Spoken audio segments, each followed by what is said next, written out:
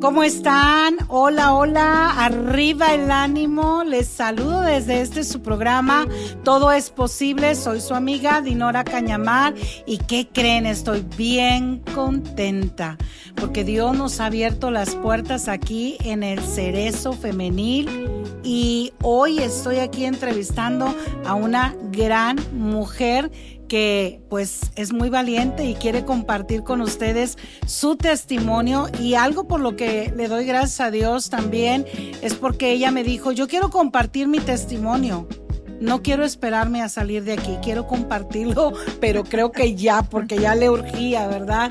Y he titulado este testimonio Una fe bajo prisión.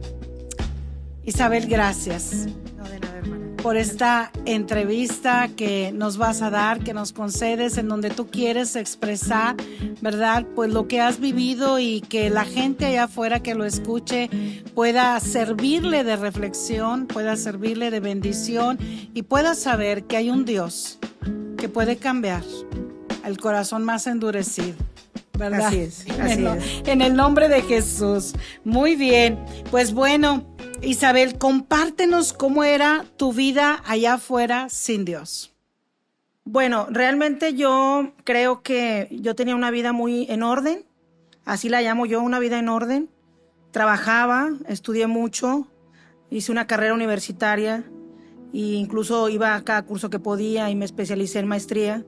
Y entonces sentí que tenía trabajo, tenía casa, tenía familia, tenía todo, pero ahí no estaba Dios.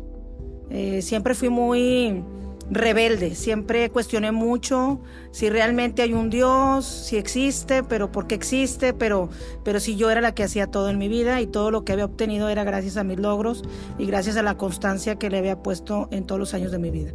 Pero ahí definitivamente casi creo que cuando alguien me hablaba de Dios siempre estaba sobre una cuestión y me sentía vencedora de debates, de decir, no me pueden probar que existe Dios. Entonces así había sido mi vida. Qué tremendo, ¿verdad? Qué tremendo. Vivir una vida pensando que no existe Dios cuando es tan real como el aire que respiramos, ¿no? ¿Y cuánto tiempo tienes, Isabel, de estar en este centro de reinserción? Yo tengo 6 años y medio. 6 años y medio. Ha sido un camino pues largo, porque en realidad yo en Dios el llamado lo tengo hasta que volteo a ver esta parte en la que usted viene y se enfoca con una energía, con una determinación a querer ayudarnos, y entonces ahora sí pongo mucha atención y todavía seguí documentándome, todavía puse en duda, pero hay algo especial que el ser humano siente cuando Dios está presente, y yo pude sentir este cambio como de un día para otro. Fue algo que de ser escéptica, así como era escéptica y cuestionaba, así también llegó un momento en el que yo sentí, nadie me podía decir que Dios estaba en mi vida. Así es, así es. ¿Tuviste varios duelos o has tenido varios duelos? Así es. Dentro de tu proceso en este lugar? Platícanos un poquito. Así es, yo llego en el 2019 y 4 meses después mi papá viene, porque yo cumplo años en agosto. 4 meses después él viene a verme para felicitarme y fallece a la semana de haber venido a ver. Él vino y me prometió que iba a estar conmigo todo el tiempo y fallece una semana después. No lo podía creer, porque precisamente ahí es donde también la fe como que se empezaba a formar en cadena, porque yo no podía creer que de verlo caminar y andar y supervisar que estuviera completito, en una semana él se hubiera ido. Creo que él vino a despedirse de mí a esta prisión. Y luego, 15 días después, muere mi pareja, que también fue un golpe tremendo, porque yo lo mandé a él al funeral de papá a llenarlo de rosas, porque también he sido muy tremenda, hermana. Cuando mi abuelito murió, yo le cuestionaba a mi papá y le decía: ¿por qué vas al panteón? Ya la persona se murió y ya se murió, se fue de esta vida. Y mi papá decía: ojalá que nunca te falte a alguien que sea importante, que le quieran mandar flores. Y cuando yo estaba aquí en prisión, que muere papá, no tenía manera de hacerme presente, hermana. Claro. Más que con flores. Entonces yo lo mando a él a dejarle rosas al funeral, y él fallece 15 días después. Y de esos 15 días después, pues yo pierdo trabajo, por supuesto, pierdo casa, pierdo casi todas mis amistades, y prácticamente ahorita nada más de mi familia 2 personas me han apoyado incondicionalmente, que son hermanas, Y ahí es donde he ido como haciendo esta experiencia en Dios. La he ido viviendo poco a poco, pero sí han sido duelos muy tremendos, muy dolorosos. Duelos tremendos, duelos dolorosos que has vivido dentro de este lugar. Y me decías que tenías una hermana gemela. Sí, tengo una hermana gemela y siempre había discutido conmigo toda la vida, porque a mí la vida siempre lo he comentado con usted, siempre he sido una favorecida, una favorita en muchas cosas, primeros lugares, premios, reconocimientos a lo largo de mi carrera, desde el kinder hasta la universidad, menciones honoríficas. Había una competencia con mi hermana muy fuerte, ella se sentía como ensombrecida por mi presencia. Pero cuando yo llego aquí, que ya conozco a Dios, yo la tomé de las manos y le dije: hermana, ¿ahora quién es la sombra de quién? En realidad, ahora entiendo por qué nací con alguien más. Porque Dios me había destinado una persona, un alma idéntica y gemela para acompañarme también y no estar sola en esta prisión, ¿verdad? Ahora lo capto de manera diferente, hermano. Y quiero que sepas, y le quiero decir a la gente que aún para mí es un testimonio y es una bendición el ver cómo tus dos hermanas, ¿verdad?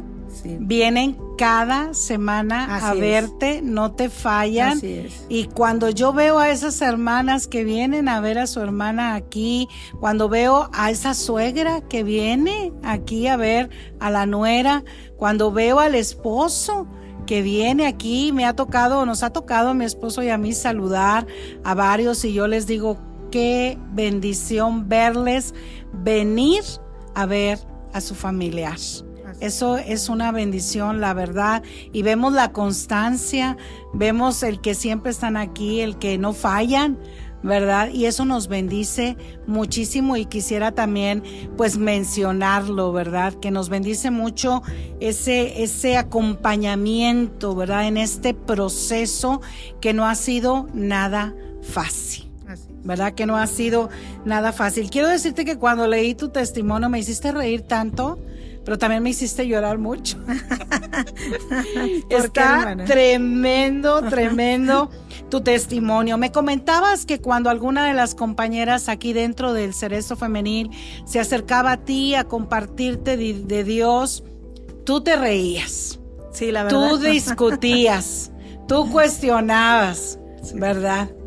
Platícanos un poquito esa parte. Sí, la verdad siempre he tenido como la suerte de como tener ahí muchas amiguitas aquí en el femenil. Y la verdad también ese es otro dato. Cuando yo llego no creía en las amistades. Yo decía, ¿cómo voy a ser amiga si es un mundo para mí que no conocido, un mundo desconocido? Y le puedo decir que mis grandes amigas se han forjado en este centro. Las llevo en el alma y mi corazón porque han estado conmigo en los momentos más difíciles de mi vida. Y nunca lo pensé así. Creo que ya Dios tenía como un plan por ahí para que yo llegara a fondo. Y efectivamente me preguntaban o hablaban, ellas venían de la iglesia y yo me burlaba. Y decía, ¿cuál Dios? O sea, ¿de qué hablas? Mira dónde estamos olvidadas en un penal. ¿Tú crees que Dios se acuerda de la gente en prisión? ¿Tú crees que para Él va a ser un espacio en la gente que estamos como seleccionada y como excluida de la sociedad? Y lo cuestionaba duramente, hermana. De verdad, hoy me arrepiento mucho porque el momento crucial en el que yo empiezo a tomarle seriedad a Dios es el momento en el que me enfermo, que se lo platicaba, ¿verdad? Ahorita vamos a llegar a esa parte. Es. Pero sí, en este camino yo de verdad que ahuyentaba a la gente y medio las convencía de que ya no fueran, ¿verdad? Entonces sí era algo tremendo. Eras tremenda. Llegaste a pensar y a decir, de existir realmente Dios, Él no perdería su tiempo con alguien que está en prisión. Esa parte, cuando leí esa parte de tu testimonio, ahí me hiciste llorar. Porque ahí yo vi cuán grande es el amor de Dios por ustedes, porque dijiste, Él no se va a tomar el tiempo para venir con alguien que está en prisión. Sin embargo, Dios me encontró. Dios nos encontró a mi esposo y a mí, y estamos aquí porque Él es el que nos envió. Él es el que puso en nuestro corazón estar aquí. Él es el que por años, ahora lo entendemos, nos ha capacitado y nos fue capacitando para poder estar aquí, porque no es fácil, ¿verdad? Venir a este lugar. Pero yo me gozo cuando veo lo que Dios hace y estamos rodeados de testimonios de ver lo que Dios hace. Dios ha salvado, sanado, liberado, restaurado, y eso es algo maravilloso, poder verlo con nuestros ojos. Así es que tú decías, no creo que Él, ¿verdad?, de existir pueda darse el tiempo para venir, pero aquí está. Aquí está a través de nuestras vidas, y Él usa nuestras vidas para venir a abrazarles, para venir a decirles que Él con amor eterno las ha amado, y eso es algo que siempre se los estoy diciendo, ¿verdad? Y yo veo ahora cómo ese amor del Señor ha estado transformando sus vidas y sus corazones. Te resistías a creer que Él pudiera fijarse en ti. Así es. Te resistías. Así es. ¿Verdad? Pero llegó un momento crucial, que fue precisamente cuando vino el COVID, en donde tú estuviste muy grave por 1 mes y medio. Compártenos esa parte, por favor. Sí, todavía siento que me falta un poco de aire en los pulmones. La recuperación fue muy complicada. De pronto llegó una enfermedad que no sabíamos de dónde, y aquí estaba muy sellado el lugar, no entraban ni salían personas para resguardarnos, y de la nada un día mis pulmones empezaron a sentir que les faltaba el aire y se me complica, y fui la única interna en ese año que se puso grave y fue a dar al hospital. Nadie más fue al hospital, y ahora le encuentro una explicación. Digo, somos 600, y que me sacaran al hospital grave y que estuviera en el 5º piso de terapia intensiva, en una habitación de un hospital nuevo, porque se hizo un hospital nuevo al lado del universitario, y era una habitación muy amplia y nueva que yo estrené. Entonces, cuando yo abro los ojos después de tener respiración artificial, yo había hablado con Dios cuando ya sentía mucho dolor en la espalda, porque sentía el dolor en la espalda de los pulmones de no respirar, y me hacía falta el oxígeno. Entonces, cuando ya me sacan del centro a hospitalización, yo hago como un pacto con Dios, como yo le llamo mi primera oración sincera, porque en los momentos difíciles, en los momentos cruciales, es cuando te encuentras cara a cara con Dios. O sea, ahí sí ya me quedaba como claro de que si me tenía que ir de esta vida, estando en un penal siendo inocente, pues como que me resistía, pero quería pelear con Dios. Entonces decía, Señor, si tú de verdad me vas a quitar la vida estando presa, adelante, nos vamos a encontrar en algún momento. Pero si no, y yo despierto, entenderé que tú tienes un propósito para mí, un plan, no lo puedo entender de otra manera. Si yo vuelvo a abrir los ojos, me voy a olvidar que estoy en prisión, y voy a poner sobre todas las cosas mi derecho a la vida. Entonces, cuando yo abro los ojos, no hacía más que llorar. O sea, empecé a llorar en un ventanal grande que había, y podía ver la sierra, porque estaba una vista como panorámica que Dios me había preparado. Estaba el día como nublado. Entonces, cuando yo abro los ojos, me doy cuenta que se había prohibido que yo estuviera con personas porque era contagioso. Nadie estaba a mi lado. Me la pasé sola en encierro 1 mes y medio.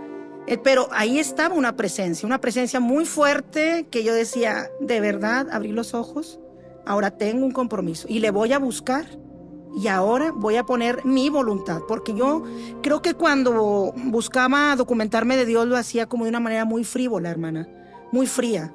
Y otra cosa que quiero aclarar, la gente que vivimos aquí tendemos mucho a un doble ánimo. Por la situación que vivimos, regularmente hay un doble ánimo, ¿sabe? Que tenemos que estar como controlando siempre.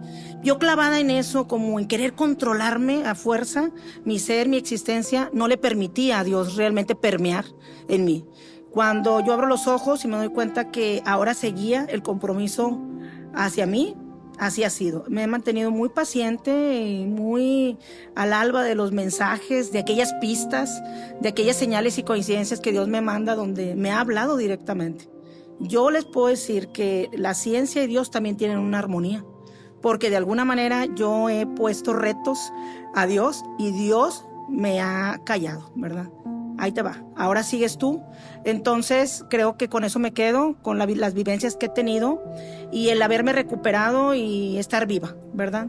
Que es ahora, con mucho gusto puedo decir que vi a Dios cara a cara, y que en mi desnudez y sin reservas, sin temores, sin preocupaciones, yo pude dejar entrar a ese ser superior que es el que gobierna mi vida ahora. Bendito sea el Señor. Algo que me impactó mucho también de tu testimonio que me compartiste fue cuando me dices ahí, cuando despierto, y estoy respirando. Me doy cuenta que nunca nadie me había cobrado el aire. Sí, la verdad le voy a ser honesta. Yo estuve un tiempo en Mérida y en Cancún es muy conocido bucear bajo el agua en las orillas, no muy profundo. Pero allá te rentan el oxígeno, el tanque de oxígeno. Y luego mi sobrino, que en ese tiempo trabajaba haciendo sus prácticas en el Muguerza, le dijo al médico que él tenía oxígeno para su tía. Y yo no podía entender cómo es que la gente afuera estaba batallando de mucho oxígeno.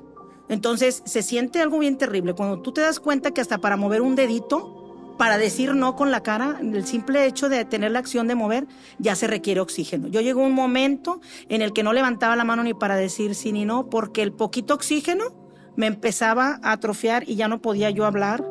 Entonces me di cuenta de que en dónde y cuándo se me había dado tanto oxígeno y cuánto costo, cuánto le debía yo a Dios de que no tenemos un límite de respiración. Nosotros podemos estar respirando todo el día, lo damos como un hecho, no lo agradecemos, es de manera automática y no hay un momento en el que digas, ya ahorita voy a dejar de respirar y reanudo mañana, ¿no? Es las 24 horas. Entonces yo decía, qué grande es Dios, de verdad, qué irreverente y qué mal me he portado, qué grosera he sido con alguien que nunca me ha cobrado nada y que me permite, porque a mí ya me dolía el no tener aire suficiente.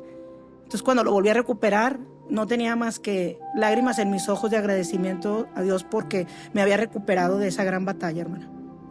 Me encantó también que me dijiste y me escribiste ahí en tu testimonio que esta lección que viviste a través del COVID, todo esto que nos estás platicando, fue algo que quedó marcado para ti como una urgencia para tu alma. Así es, así es.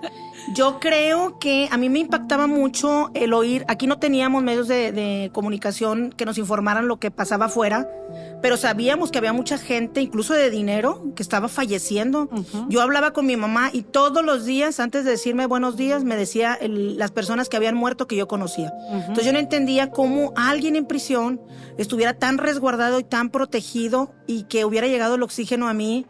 Pero también decía, entonces qué urgente es realmente buscar a Dios y entregarte y rendirte a Él, así como es, con el corazón, porque esas son las oraciones que Dios escucha, las que son del corazón, no de palabra.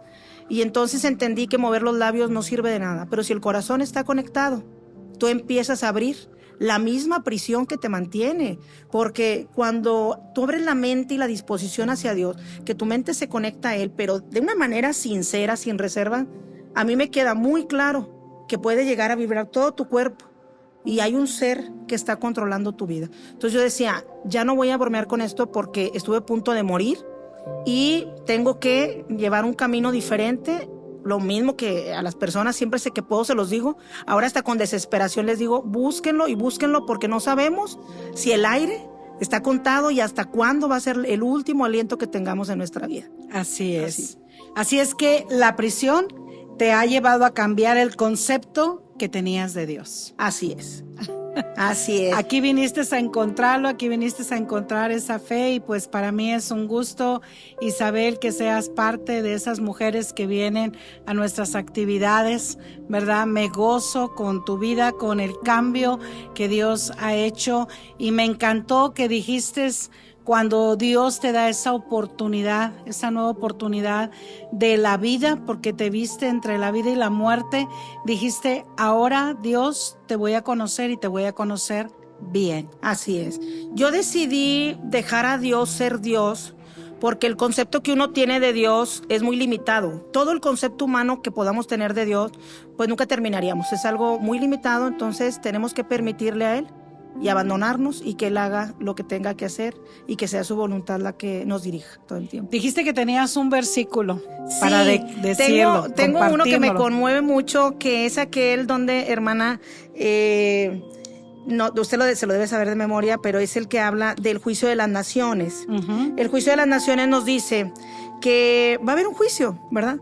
Pero hay una parte así literal, es en Mateo 25:35, y dice, porque tuve hambre y me diste de comer, tuve sed y me diste de beber, fui forastero y me recogiste, Estuve desnudo y me cubriste, enfermo y me visitaste, en la cárcel y viniste a mí. Cuando yo empiezo a analizar esto profundamente, sin mucho documental, me doy cuenta que hay personas cumpliendo todo el tiempo esto. Y Dinora Cañamar, que ojalá haya muchas Dinoras por allá afuera, realmente cumplan esta parte donde Dios promete que te sienta a la derecha. Te elige, te dice, tú ponte aquí porque cumples con 6 rubros muy importantes: el hambriento, el sediento, el forastero, el enfermo, y finalmente dice el de la cárcel. A mí Dios aquí me dice claramente que Él se preocupa por las personas que están en prisión, con independencia de todo, porque no deja ni establecido bajo qué condiciones o en qué circunstancias. Simplemente a la gente de afuera, del exterior, es una instrucción que deja el Señor, ¿verdad? Que tú tienes la elección de decidir si lo quieres ejercer en tu vida o no. Esa es una decisión, no es algo que Dios te force a hacer, ¿verdad? Pero yo lo vi en usted, Dios me ha ido complaciendo el ir confirmando que hay personas que cumplen con los 6 constantemente. Entonces me siento muy, muy protegida por Dios, muy resguardada de decir que está volteando a ver a sus hermanos los más pequeños, con independencia de cuál sea la razón que nos trajo aquí.